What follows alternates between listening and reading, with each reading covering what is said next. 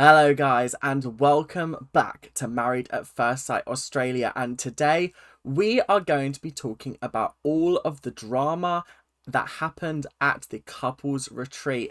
The couples retreat was potentially one of the best parts of the entire experience so far.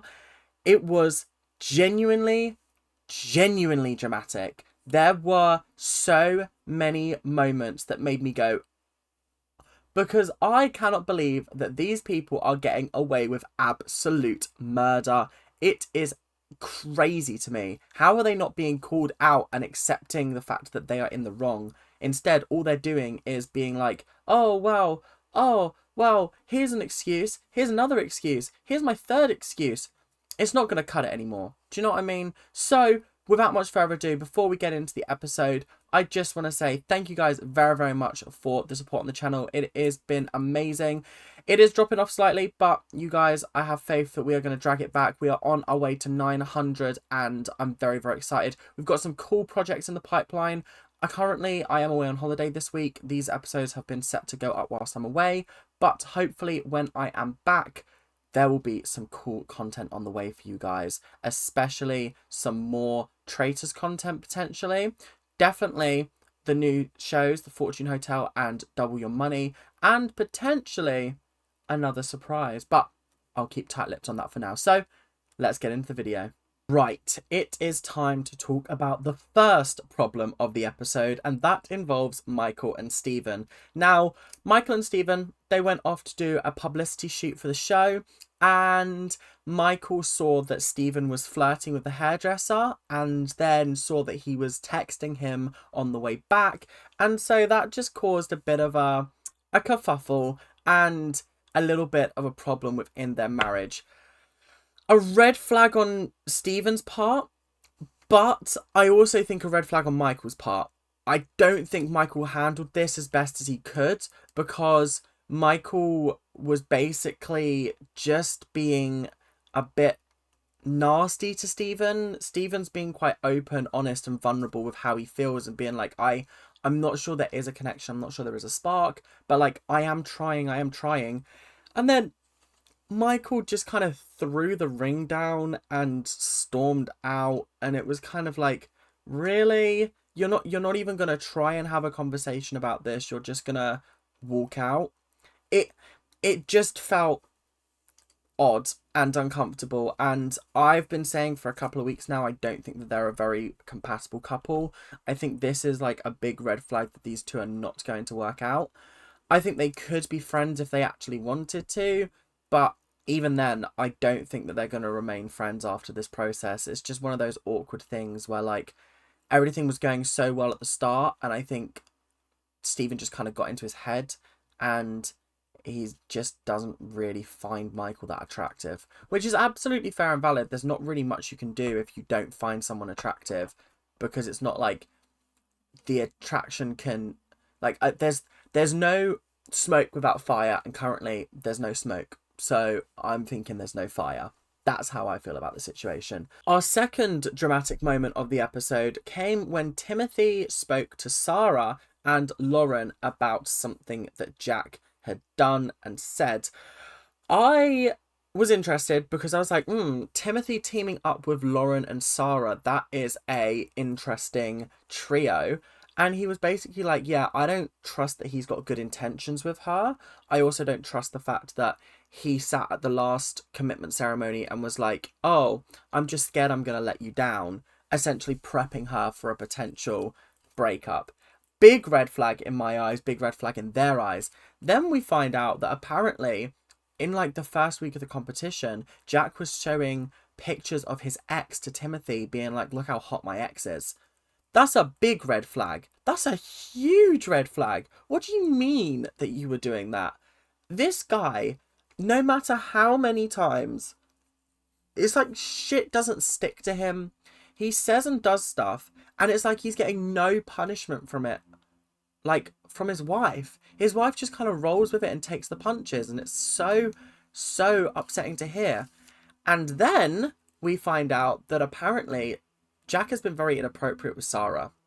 He has tapped her on the butt one time.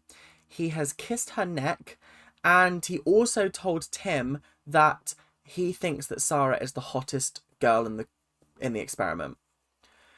Does that scream the behaviour of someone who is genuinely trying to build a connection with their wife, or someone who is playing a game and wants screen time, essentially?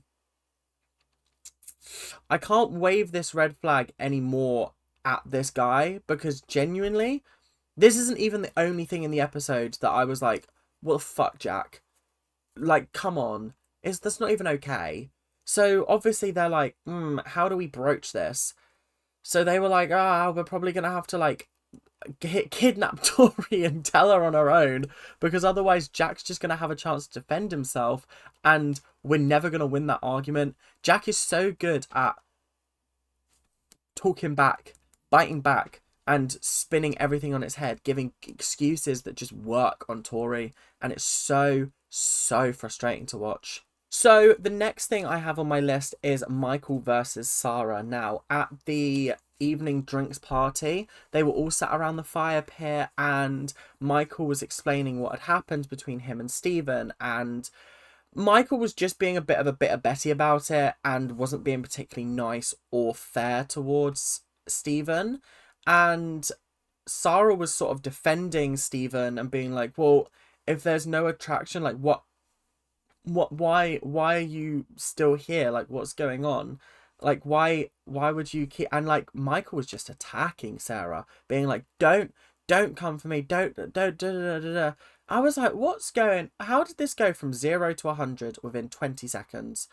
And then the icing on the cake was Sarah telling Michael to relax, which, if you remember, she will never tell anyone to relax, even though we've seen her do it 3 times now. Anyway, it was just a funny moment to me, because I was sitting there and I was like, damn, Sarah's being so hypocritical. And then she was like, I can't believe Tim didn't stand up for me. And I was like, if I was your partner, I don't know whether I'd stand up for you in that situation. You look like you can handle yourself. What am I going to do to this guy? Like, am I just going to be like, don't come at her? Because then that involves me in the drama, and I don't want to be involved in the drama. You've caused this drama by piping up. Let's be honest. You piped up. Cass is involved. Cass is defending Michael, and now you're arguing with Cass. Like, what's going on here? Come on, seriously. I don't know whether I would be as nice to her when it comes to this, because I just, yeah, it's tough. It's tough because I really wanted to be on board with Sarah in this conversation, but like, you did kind of mug yourself off a little bit. Just a smidge. But yeah, so after this, she just had a conversation with Tim and she was like, I want you to stand up for me more. Like, come on. Can you please just be a bit more, like, active when like, people are coming for me? Defend me and defend my honour. Especially with this whole Jack thing. The fact that I've told you this is what Jack has done and you just don't seem like you're very upset or angry about it. And he was like, well, yeah, I am, obviously. But, like, I'm not going to start a fight out of nowhere. Like, I've got to bide my time, wait for it, and then I can come at him. I'm not just gonna run in all guns blazing. It's got to be at the right time, which I do agree with Tim for. Tim, you're a good guy. You're a very, very good guy, and I do appreciate that from you. And I don't think that gets said often enough, because Sarah is your wife and she doesn't fully appreciate you. But more on that later. So next up, we have Timothy's breakdown. This man has been through the wars. He has lost his mum and his brother in the same year 17 years ago. He lost his dad early this year or last year, I can't remember which one, and it just feels like he has lost everything that he cared for in life. And there was a moment where they were playing like an honesty game, and one of the questions was like, what's your biggest fear? And Jaden went, losing my parents. And then the next one was like, what's your biggest loss? And it was just triggering Timothy a lot and making him feel a bit uncomfortable. And we could see that, Lucinda could see that, and then Lucinda sat him down and got him to open up about his feelings. And she was getting so emotional and like just overwhelmed with emotion because of what he was saying. And then you just had to go outside and take a break and just sort of cry for a moment. And it was such a wonderful moment for them, because I think this was the epiphany that Timothy needed, that like Lucinda is in his life for a reason and is the anchor and the thing that he's been needing to keep him going, keep him alive, and keep him wanting to actually continue on this journey.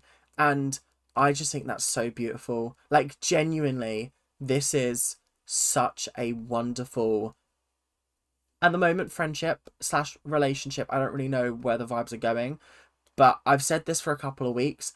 Even if they don't end up as a couple, they are going to be the best of friends for the rest of their life.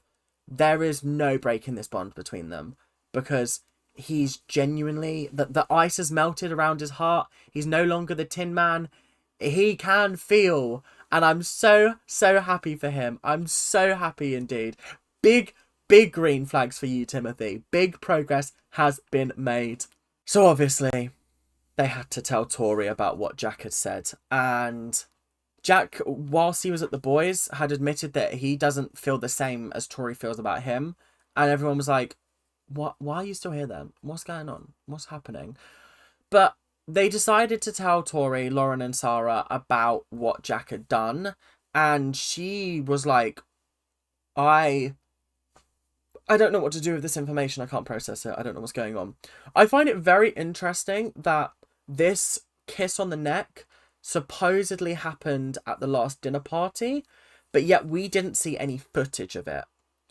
So again, this is another thing that like really frustrates me about this show, is because we're only seeing a certain amount of footage per episode. When things like this get brought up, surely you should have the footage of that you could just insert in so that we can see him doing it, and then we can be like, oh, right, okay, cool. Like with the tap on the butt, that probably wouldn't have been filmed, so therefore it would have been harder to justify, but it doesn't mean that it didn't happen. Does that make sense? Like, it's more hard to take that one seriously because obviously it shouldn't have been filmed, but this one was at the dinner party and therefore should have been filmed. Like, we didn't even see Jack apologize to Sarah on the episode, as far as I remember. So I don't know, maybe I'm forgetting it, but normally they would flash back and show us if it had actually occurred on camera. So I don't know, it just feels a bit weird. But anyway, Tori then went back and brought it up to Jack, and Jack was giving the worst possible excuses to justify why he'd done what he'd done. With the whole ass tapping, he was like, oh, I probably just brushed against her. Probably was an accident. Like, I don't even remember doing it. Okay, of course you're going to say that. Sure.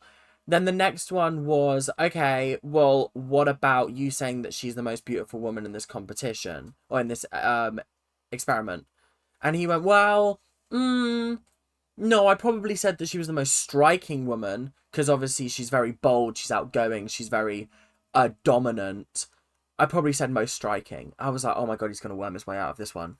How are you going to explain the kiss on the neck then? Because to me, a kiss on the neck is quite intimate. It's not something that you do to your friends, unless you're trying to get with your friends. It's just not acceptable, personally. A kiss on the cheek, fair enough. Or, do you know what? I wouldn't even do that if it was my friend's partner. I wouldn't. I'd probably give him a hug. That's about as much as I do. Wouldn't kiss them on the cheek. I don't kiss anybody on the cheek. Is that an Australian thing to do? I don't know. Anyway, moving on. His excuse for that was that he probably kissed her on the neck because he didn't want to get any makeup on his face.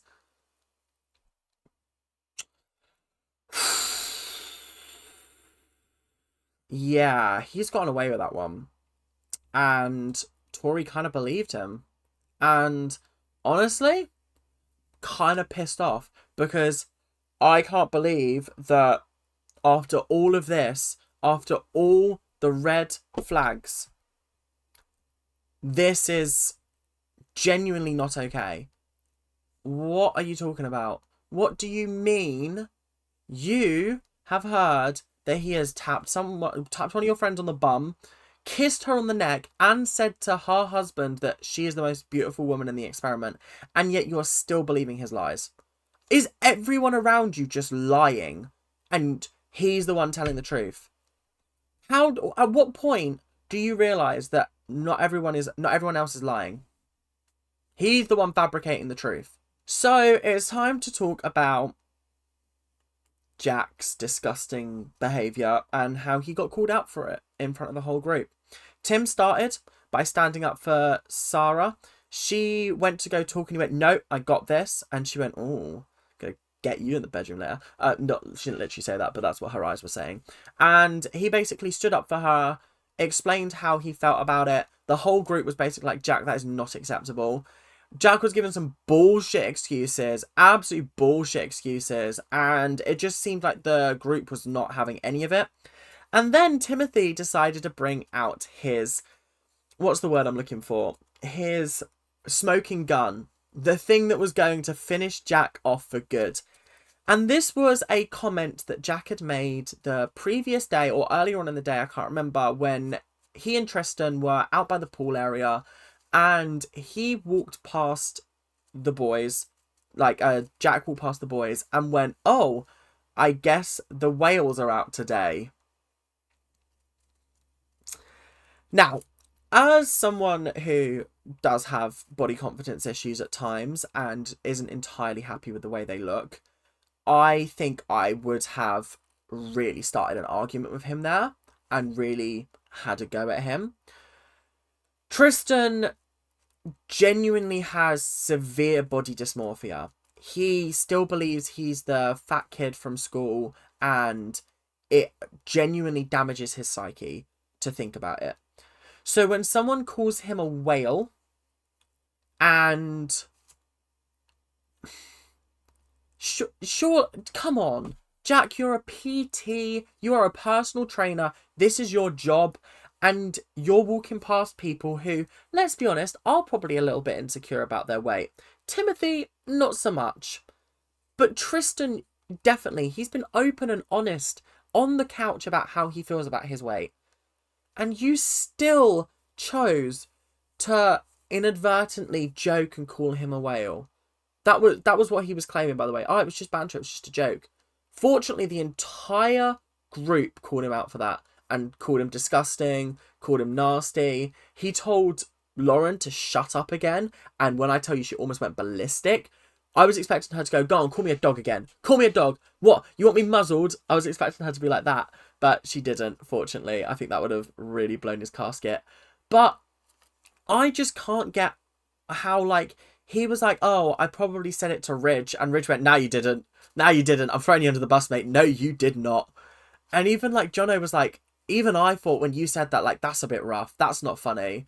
That's not okay." I was like, wow, this man is genuinely a disgusting, vile human being. And he's not even hiding it anymore.